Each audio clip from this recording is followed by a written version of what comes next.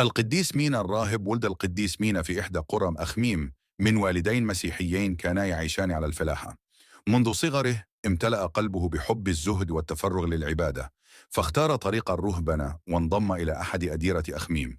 عاش هناك ناسكا متقشفا، وكان يصوم يومين متتاليين مكتفيا بالقليل من الطعام والشراب.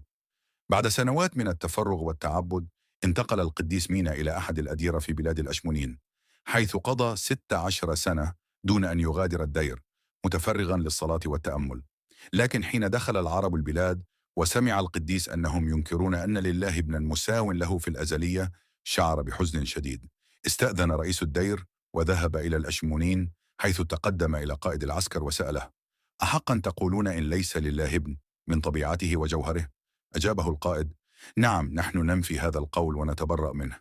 فقال له القديس مينا: يجب أن نتبرأ من هذا الاعتقاد إذا كان قائما على المفهوم البشري للتناسل، ولكن إيماننا هو أن الرب يسوع إله من إله، نور من نور. رد عليه القائد بغضب: هذا في شريعتنا كفر. لكن القديس أجابه بثبات: الإنجيل يقول: الذي يؤمن بالابن له حياة أبدية، والذي لا يؤمن بالابن لن يرى الحياة، بل يمكث عليه غضب الله. غضب القائد بشدة من كلام القديس، وأمر جنوده بقتله. قطعوه بالسيوف وألقوا جسده في البحر، لكن المؤمنين جمعوا أجزاء جسده وكفنوه ودفنوه بإكرام.